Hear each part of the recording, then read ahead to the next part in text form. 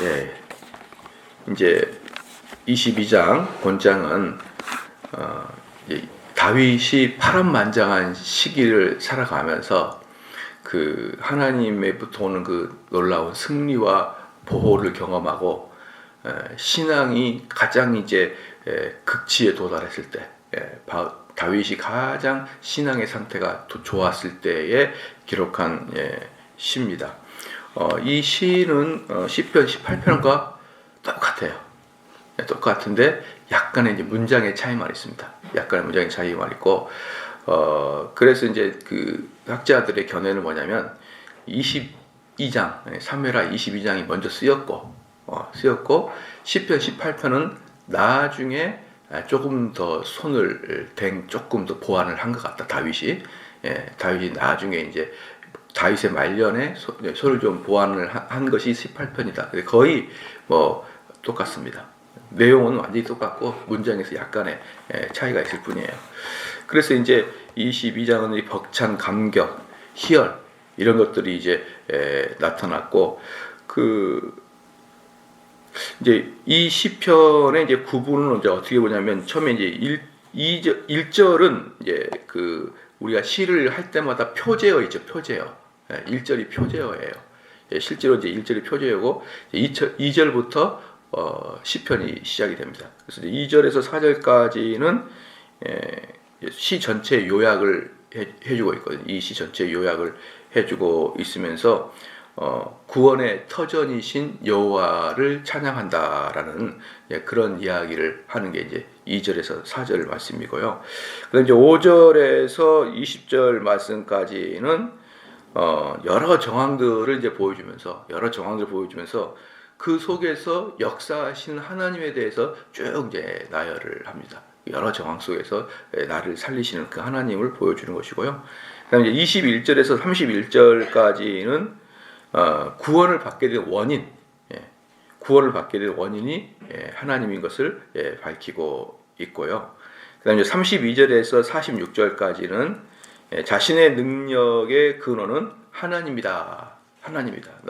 내가 왜 어떻게 기동하고 사는지를 보여주고 있는 것이 그 원인이 하나님인 것이다라는 걸 보여주죠.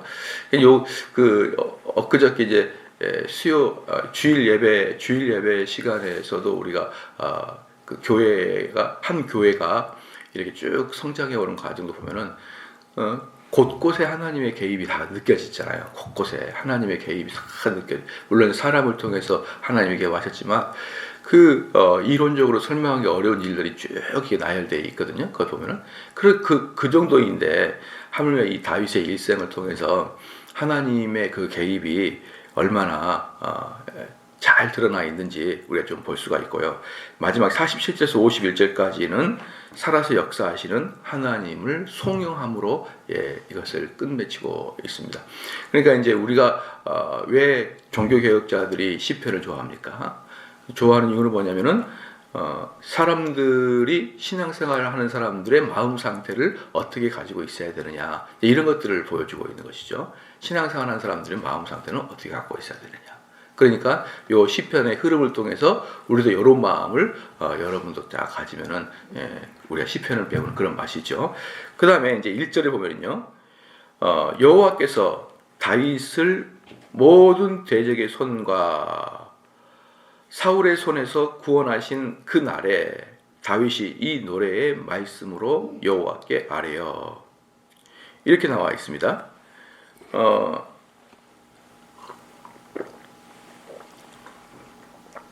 다윗이 찬양인데 여러분 혹시 그 시 위에 써 있는지 모르겠지만 BC 977년경이라 이렇게 써 있어요. 이렇게 말하는 이유는 다윗의 사역 중에 상당히 초기의 시대입니다. 상당히 초기의 시대예요.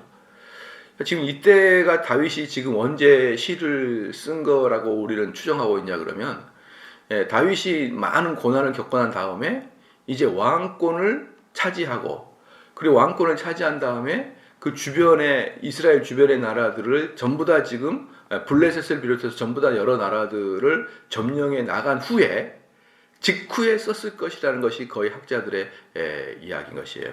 예를 들어서 44절부터 볼까요? 44절. 44절부터 46절까지 보면요. 이렇게 나와 있습니다. 주께서 또 나를 내 백성의 다툼에서 건지시고 나를 보존하사 열방의 으뜸으로 삼으셨으니 내가 알지 못하는 백성이 나를 섬기리이다. 이방인들이 내게 굴복하며 저희가 내 풍성을 듣고 곧 순복하리이다. 이방인들이 쇠미하여 그 견고한 곳에서 떨며 나오리로다. 이렇게 말하고 있거든요. 이게 지금 이 이야기가 무슨 이야기랑 똑같냐 그러면요. 이스라엘하고 아람 동맹군이 전쟁할 때를 이야기하고 있어요. 아람 동맹군이 전쟁할 때 얘기했는데 그때가 이제 언제냐면은 그 하맛의 왕 그 도이라는 사람이 자기 아들 요람을 보내어서 화치를 맺자고 보낼 때가 바로 이때였거든요. 그때가 언제냐 그러면 다윗 왕조 초창기. 다윗이 주변에 있는 모든 민족들을 하나씩 굴복한 다음에 그 초창기. 그 다음에 두 번째는 뭐냐 그러면요. 이 시는 아주 기쁨과 감사와 또 신앙적 자부심으로 막 넘쳐있는 시예요. 이 시가. 근데 다윗은 나이가 들면 들수록 그 다윗의 시에서는 자기 죄에 대한 비참한 마음이 다 들어있어요. 그러니까 다윗의 시, 밧세바 이후의 다윗의 시에는 모든 시가 자기의 그 죄에 대한 용서를 구하는 그 시거든요. 근데 그런 내용이 하나도 없고, 뭐 간음의 내용, 하나님의 진노의 내용이 하나도 없고, 영적인 승리, 하나님의 보호하심에 대한 그 보호의 경험, 이런 것들로 가득 차 있기 때문에 분명히 밧세바 이전에 기록된 것이다라고 학자들이 그렇게 얘기해서 이 시의 기록 연대를 다윗 왕조의 초창기라고 이렇게 보고 있는 것입니다. 그 다음에 이제 모든 대적의 손과 사울의 손, 이 모든 대적의 손이라고 말할 때는 아까도 말했던 이 블레셋을 비롯한 아람, 모압, 암몬, 이 지역에 있던 모든 대적들을 이야기합니다. 아말렉, 소바 이런 나라들, 그런 나라들에서 나를 승리하게 해주신 것과 사울의 손은 뭐냐면 사울이 나를 죽이려고 했던 그 손길에서 나를 보호해 주심에 대해서 찬양한다 이런 뜻이에요. 구원하신 그날에 다윗이 이 노래의 말씀으로 여호와께 아뢰어. 그러니까 아까 말했던 블레셋을 비롯한 모든 대적과 사울의 손에서 나를 구원하신 그 날에, 그렇죠? 여호와의 노래의 말씀으로 여호와께 아뢰어. 그러니까 그날에 나는 이 찬송을 썼다라고 쓰는 거예요.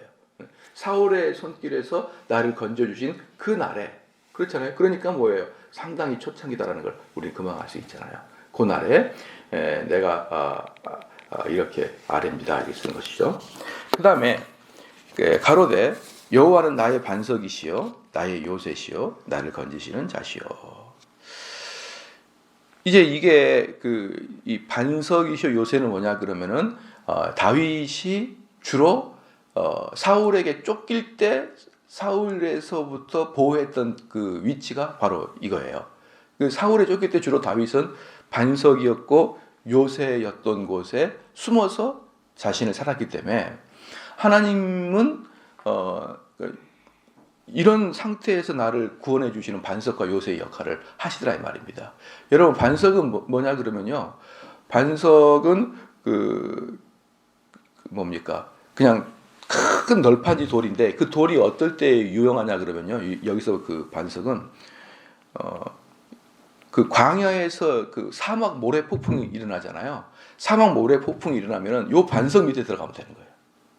이 반석은 뭐냐면 위가 평평한 이제 이런 반석이긴 해요. 그런데 실질적으로 이제 위가 평평해서 위에 올라가기 때문에 나는 안전하다 그런 개념은 아니에요. 그 위에 올라가기 때문에 나는 안전하다 그 개념은 요새라는 개념이고 이 반석이라는 개념은 뭐냐면 그 밑에 들어가 가지고 폭풍을 피하는 것을 반석이라고 합니다. 이스라엘 사람들이 광야에서 모래 폭풍이 불잖아요. 그럼 그 속에 들어가 가지고 있는 것이 안전하기 때문에 이런 반석과 이런 요새를 주심으로 하나님 주심으로 내가 살았다는 거예요. 그러니까 하나님은 내가 개입하셔서 내가 어느 상황 속에서도 하나님이 개입하셔가지고 뜻하지 않게 반석의 역할을 경험하게 되는 것이고요.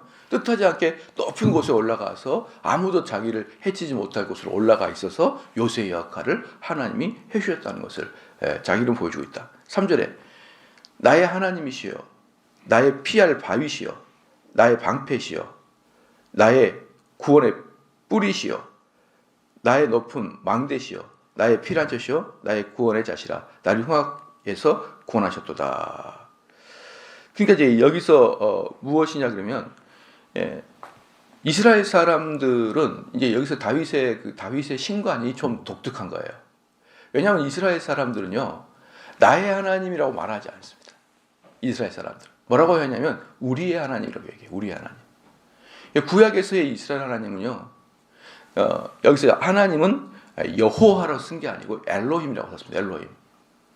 그러니까 엘로힘이라고 쓰는 게 이렇게 하나님을 여호와라고 이렇게 칭하잖아요. 그러면 뭡니까? 나를 구원하시는 여호와예요. 요단강 죄송합니다. 사해를 건너게 하고 그 다음에 이집트를 탈출하게 하는 그 하나님을 여호와라고 해요. 우리의 하나님. 근데 여기서 말하는 엘로힘은 뭐냐 그러면요. 그 여호와보다는 훨씬 멀리 느껴지는 그 하나님이에요. 엘로힘 할 때 하나님은 전능하신 하나님을 표현할 때 엘로힘. 여호와를 표현할 때는 어머니와 같은 하나님을 표현할 때 여호와라고 해요. 좀 이해가 되시잖아요. 우리는 다 하나님이라고 표현하니까 이 차이를 잘 모르는데 실제로 이스라엘 사람들이 표현할 때는 엘로힘은 멀리 있지만 능력의 하나님이고 여호와는 가까이 있는 그런 하나님이거든요.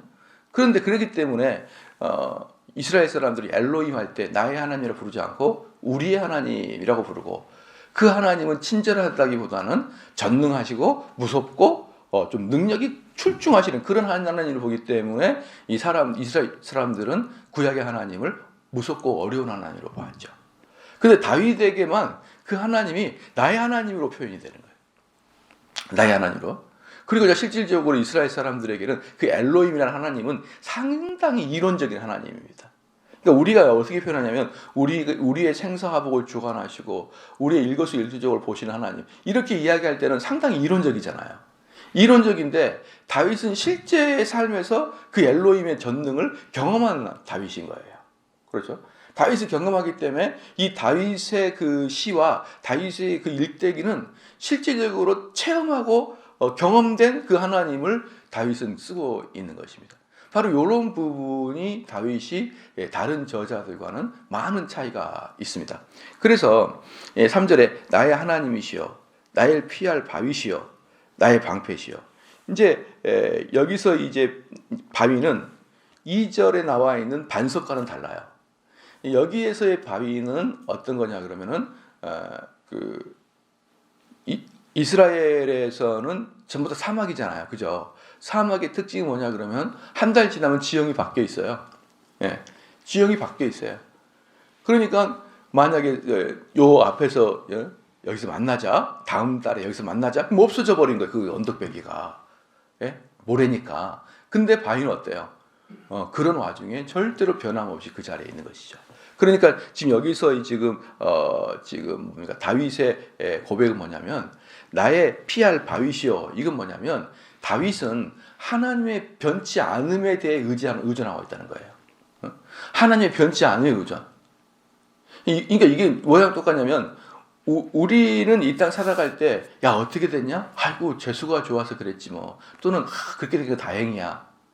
이렇게 이야기하는 이유는 뭐냐면 뭡니까? 변한다는 뜻이에요. 그러니까 내가 A라는 행동을 할 때는 A 다시가 나와야 되는데 우리는 A라는 행동을 해도 A 다시가 나올지 B 다시가 나올지 모르잖아요. 그래서 A라는 행동을 해서 우연히도 내가 생각했던 대로 A 다시가 나오면 참 감사하다. 참 재수가 좋았다. B라는 행동이 나오면 재수가 없었다. 시기를 잘못 왔다. 이렇게 얘기하잖아요. 그것은 확고한 반석이 아니죠. 맞잖아요. 그건 불확실한 거예요. 모래선 것 같아요. 그래서 잘하면은 내가 열심히 했는데 재수 좋으면은 성공하는 거고 열심히 했는데 재수 나쁘면은 그냥 또 평범하고 많은 거예요. 이것은 우연의 일치요, 재수요, 또는 팔자소관요 이렇게 넘긴단 말이에요. 일반 사람들은. 근데 우리 그리스도는 어떠냐면 하나님이 말씀하신 대로 순종하면 똑같은 결과가 나타난다는 것이 바로 반석이에요. 제가 가끔 이야기하지만 목사님 교회를 어떻게 부흥시킵니까? 그러면요 똑같이 하면 돼요. 똑같이. 만약에 똑같이 했는데 부흥이 안 되잖아요. 그것은 하나님이 우리를 차별하는 거죠. 공정하지가 않죠. 그래서 여기서 반석이라는 뜻은 뭐냐 그러면 하나님은 변치 않은 원리를 가지고 우리를 다스리신다 이 말이에요. 그래서 우리가 하나님 말씀을 똑같이 순종하게 되면은 똑같은 결과가 나타납니다. 물론 교회도 숫자적인 성장에서 똑같지는 않겠지만 같은 부흥과 같은 부흥의 감격을 느끼게 되어 있는 것이에요. 성도들에게. 무슨 말인지 알겠죠? 하나님 말씀을 똑같은 마음으로 지키고 똑같은 행동으로 순종해 나간다 그러면 그 결과물들은 우리 하나님이 약속한 그것들이 우리에게 주어진다. 이것이 바로 뭡니까? 나의 피할 바위시여 라는 것이죠. 그러니까 다윗은 이렇게 생각했던 거예요. 피해가 다니면서 내가 사울을 죽이지 않으면 하나님은 기름 부은 자를 손대지 않았기 때문에 나를 높이 올려주실 것이다. 이 믿음이 있었던 거예요. 그렇잖아요. 그런데 사울을 2번이나 살려줬음에도 불구하고 2번 다 더 어려움을 겪게 된 거예요. 2번 다 더 어려움을 겪지만 이 다윗은 끝까지 하나님은 이 원리를 가지고 나에게 복을 주실 것이라는 그 원리를 가지고 있었으니까 끝까지 지금 내 눈앞에서는 사울이 나를 어렵게 하고 많은 따라오는 사람이 나한테 항변하지만 결국은 하나님이 나에게 이것 때문에 복을 줄 것이라는 피할 바위라는 개념을 가지고 있었기 때문에 사울을 끝까지 살려둘 수 있었던 겁니다. 이게 무슨 뜻인지 알겠죠? 만약에 여러분들이 이런 하나님의 원리가 없다 그러면요 막 중간에 마음이 혼동돼요. 이러다가 내가 망하는 거 아니야? 이건 다윗에게만 용인이 되고 나한테는 내가 괜히 뻘짓한 거 아니냐? 이런 마음이 약해지기 때문에 하나님 말씀 중간에 포기를 해버리는 겁니다. 그렇잖아요. 그런 의미에서 나의 피할 바위시에요. 그래서 2절의 반석은 폭풍우를 가리워주는 반석이라 그러면 3절의 바위는 그 원리를 가지고 우리를 다스려서 그 원리에 우리는 피할 때 우리는 스스로 안정감을 찾게 되는 거죠.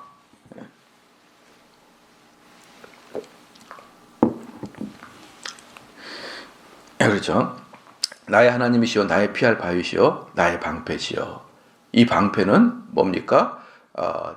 우리 하나님 능력의 하나님이 방패로 나를 막아주신다. 나의 구원의 뿌리시여.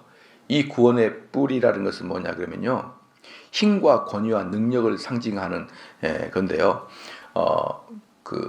이 하나님께서는 사람들이 공격할 때 방패로 나를 막아주기도 하지만 구원의 뿔 능력, 권능으로 그들을 쳐부숴 주기도 하셨더라 이 말이에요. 쳐부숴 주기도 하셨다. 이게 다윗이 승승장구할 때 그 이야기죠. 그러니까 어려울 때 피해줄 때 그 막아주는 하나님의 방패 역할. 그땐 주로 언제겠습니까? 사울의 때겠죠. 사울의 때. 그러나 구원의 뿔, 능력, 권세로 적을 쳐 죽였다. 이거 뭡니까? 블레셋이나 암몬, 모압 이런 족속들을 칠 때를 이야기할 겁니다. 나의 높은 망대시여 나의 피란처시여 나의 구원의 다시라 나를 흉악에서 구원하셨도다. 나의 높은 망대 뭡니까? 아무도 나를 해칠 수 없는 곳으로 나를 안내하시는 그 하나님. 자, 이게 언제라고 했습니까? 모든 일을 다 겪었어요. 다윗의 시기에 가장 행복한 것은 우리가 볼 때 그가 이론적으로 쓴 게 아니다. 그가 실제로 경험한 것이다. 여러분 보면은요 이런 게 있습니다. 제가 지난번에도 이렇게 말씀드렸지만 나를 힘들게 하러 괴롭힌 자가 있어요.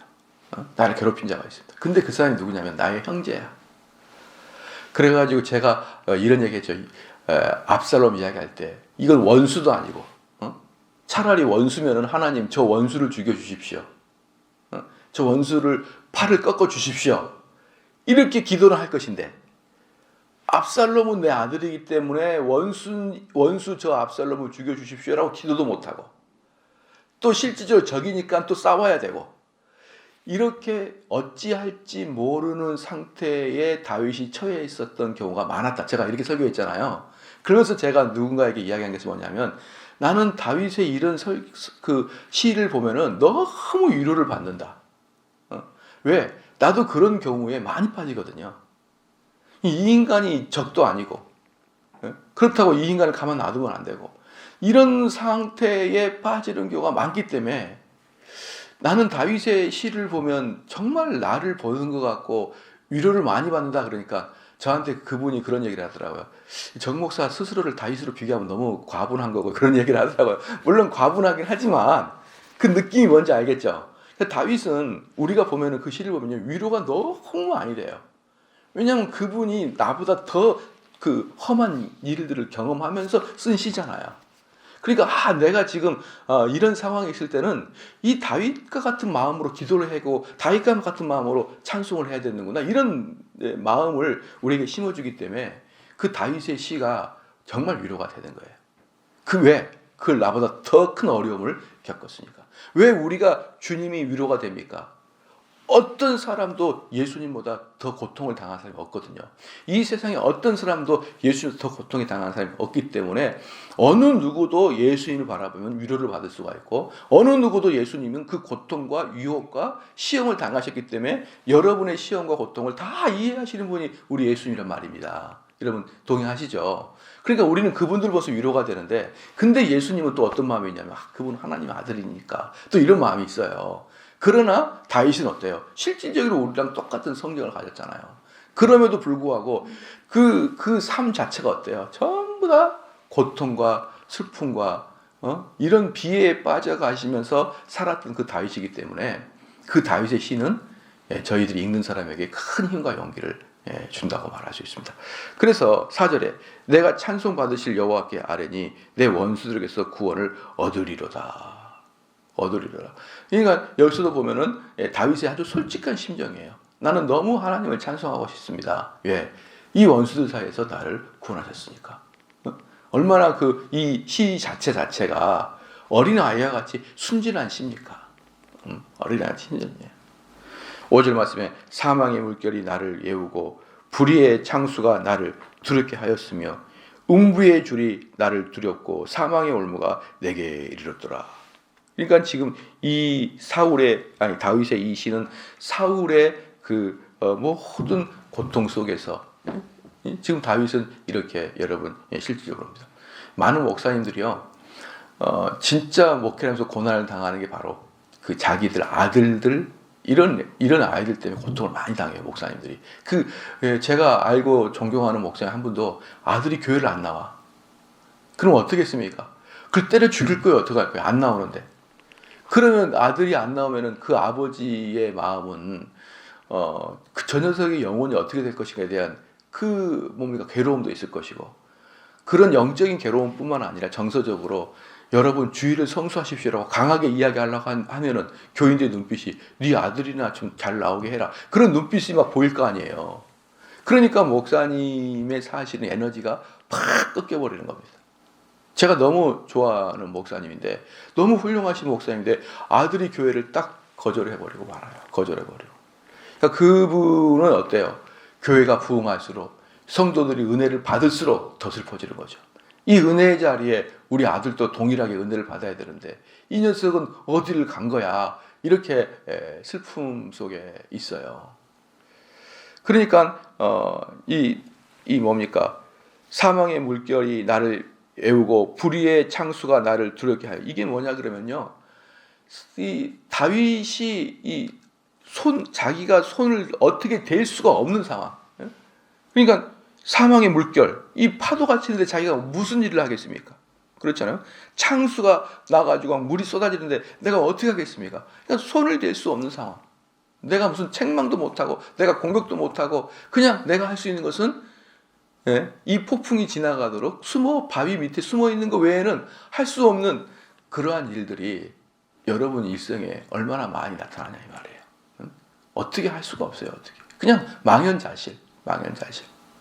그렇잖아요. 어떤 기독교 방송에서 들어보니까 언제가 가장 큰 그분의 망연자실에 기회됐냐면 자기 어머니와 자기 할머니의 고부 갈등을 오랫동안 경험을 했던 목사님이 간증을 하시더라고요. 간증을. 그래서 그 과거에 집안이 어려워가지고 어머니하고 아버지하고 아내가 이렇게 사는데 10년 동안 싸워요. 어머니하고 며느리가. 그러니까 중간에서 도저히 이것을 견디지 못한 아버지가 아내를 데리고 나가 살았어요. 그리고 막내 여동생을 데리고 나갔고 자기하고 누나는 할머니 밑에서 자랐고 가난하니까 다 같이 못 가니까. 그래서 아버지는 막내 데리고 나갔고 이 할머니 밑에는 큰 딸하고 자기가 둘이 앉아 있었는데 할머니 밑에 있으면은 며느리 아이 욕을 그렇게 하고 자기 엄마인데 자기 엄마한테 가면은 할머니 욕을 그렇게 해가지고 이 정신이 혼미가 돼버렸대요. 정신이. 나를 키워주고 또 나를 보살펴주는 것은 또 할머니인데 어머니한테 가면 또 할머니를 그렇게 욕하고 또 할머니 어디 있으면 나의 엄마인데 엄마를 또 그렇게 가니까 이 정신이 혼미가 돼가지고 오랫동안 정신적인 문제로 고통을 당했다 그러다가 바로 이런 모습이 뭡니까? 이도 저도 못하는 거예요. 이도 저도 못해요. 내가 할머니 편을 들면은 사랑하는 어머니가 상처를 받을 것이고 그렇잖아요. 어머니 편을 들면 나를 키워주고 입혀준 할머니를 욕되게 하는 것이고. 그러니까 이 고백을 하면서 흐느껴 울어요. 흐느껴 울어요. 내가 그 어린 과정을 그런 시간을 겪고 나서 자기는 이 정체성의 혼란 같은 게 너무 많이 심하게 왔다. 그럴 때 그 아이가 할 수 있는 게 뭡니까? 아무것도 없는 거예요. 아무것도. 그저 이 세월이 지나가기만을 기다리는 그런 시간을 보냈다고 이 간증하는 거 보면은 참 마음에 울적하더라고요. 여러분 이런 일들이 크고 작은 방식으로 우리들에게도 오잖아요. 어떻게 해볼 방법이 없는.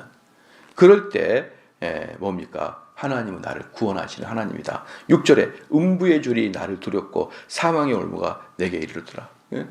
이 음부의 줄이 뭡니까? 그 지옥 사망의 길이에요. 사망의 줄이에요. 사망의 줄이 나를 두렵고 사망의 올무. 이게 뭘 뜻하냐면요. 음부도 사망이거든요. 그러니까 사망의 줄, 사망의 올무 뭡니까? 사냥꾼들이 나를 사냥하러 오듯이 줄과 올무를 가지고 나를 죽이려고 곳곳에다가 뭐합니까? 함정을 파놓고 줄을 매달아 놓고 그물을 깔아놓고 곳곳에다가 어느 곳에 그 그물과 함정이 있는지 몰라요. 문제는 뭐냐면 다윗 바로 너를 죽이려고 함정을 파놓은 거예요. 자, 이런 상황을 겪었다. 7절에 내가 환난 중에서 여호와께 아뢰며 나의 하나님께 아뢰었더니 저가 그 전에서 내 소리를 들으시며 나의 부르짐이 그 귀에 들렸도다. 근데 이렇게 환난 중에 그러니까 이게 뭐냐 그러면요. 저도 이렇게 우리 교인들 몇몇과 대화를 해보면요.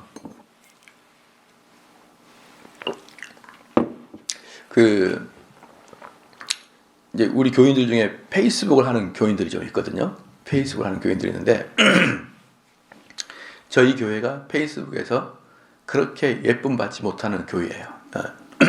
존중을 받지 못해요, 교회가. 왜 그러냐면 저희 교회인들은 전반적으로 약간 우성향이기 때문에 그래요. 그런데 여러분 그 목사님들의 70-80%는 좌성향이에요. 그걸 좀 아셔야 됩니다. 70-80% 좌성향이기 때문에 무조건 우리 교회는 별로 안 이뻐해요.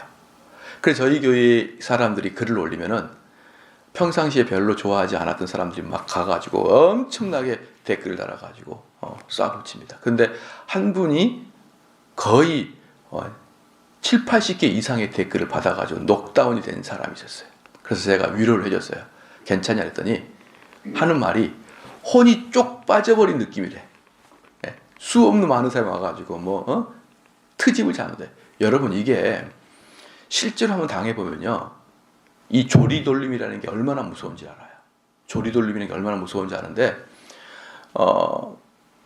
내가 삼성제일교회 또 정대원 목사 너를 타겟으로 내가 너를 공격한다. 이것은 상상 외로 무섭습니다. 그러니까 여기서 지금 다윗이 말하고 있는 사울이 쫓아올 때 음부의 줄, 그렇죠? 사망의 월무. 이건 뭐냐면 사냥꾼이 다윗을 너를 타겟으로 두고 내가 너를 쫓아오겠다 이거거든요. 그런데 어떤 SNS 상에서의 댓글도 사람을 그렇게 혼을 바짝 뽑아가 버리는데 실질적으로 죽이겠다고 장수를 동원해서 여러 군데다가 함정을 파고 여러 군데다가 매복을 해놓고 다윗을 기다린다. 이건 한숨도 편하게 못 잡니다. 한숨도. 한숨도 편하게 못 자요. 어느 누가 쳐다보고 이렇게 할 것인지, 어느 누가 감시를 할 것인지 이것도 모르는 상태에서 여러분 어떻게 편하게 잡니까? 그래서 다윗의 노래 속에 내가 두 발을 뻗나이다. 이것은 하나님의 은혜가 나에게 임했습니다. 이 뜻이에요. 이런 경우를 다윗은 우리에게 시를 통해서 보여주고 있으면서 실질적으로 여러분 이런 것을 경험하지 못하고 살아가는 게 얼마나 큰 복이시냐 이 말이에요. 그러나 또 한 가지 문제는 뭐냐면 이런 상황이기 때문에 하나님만 바라볼 수밖에 없는 다윗의 또 위치였던 것을 여러분이 좀 아셔야 되는 것이고, 만약에 우리 성도들 중에서도 음부의 줄이 나를 두르고 사망의 올무가 내게 이르렀을 때 내가 환난 중에서 여호와께서 아뢰며 나의 하나님께 아뢰었더니 저가 그 전에서 내 소리를 들으시며 나의 부르심에 그 귀에 들렸다. 이런 실제적인 하나님의 살아계심을 체험하는 것은 또 얼마나 영광이겠습니까? 안 그래요? 얼마나 영광이냐면 그 함정을 싹싹 피해 다니게 하나님이 인도해 주시고, 그렇기 때문에 사울 입장은 나중에 공포에 질려요. 아니, 하나님이 다윗을 보호하고 있나? 이게 느껴지는 거예요. 사울에게. 그래서 사울은 정신을 미쳐버리는 것처럼 다윗을 혐오하고 죽이려고 했던 이유가 뭐냐면 아무리 죽이려고 해도 이리 살고 저리 살고 이리 살고 저리 살고 그러거든요. 그러니까 그 시간이 가면 갈수록 어때요? 아, 이거 큰일 났다. 예. 3대 0으로 축구를 이기고 있다가 이제 후반 30분 됐는데 한 골이 딱 들어갔어요. 3대 1로 되고 한 골이 딱 더 들어갔어. 이거 이상하다. 이거 큰일 났다. 이거 이러다가 괜히 또 지는 거 아니냐? 결국은 셋째 골이 들어갔어요. 아이고, 이거 큰일 난 거 아니야? 연장에서 한 골 딱 져버렸어요. 그 느낌 있잖아요. 점점 질 것 같다는 느낌이 현실화되는 느낌. 그게 바로 사울의 느낌이었어요. 왜? 이렇게 월부를 쳐라도 살아나거든요. 이건 도저히 살아날 수 없고 분명히 걸려야 되는데 살아나는 것이에요. 바로 그런 것을 경험한 다윗의 시다 이 말입니다. 기도하시겠습니다.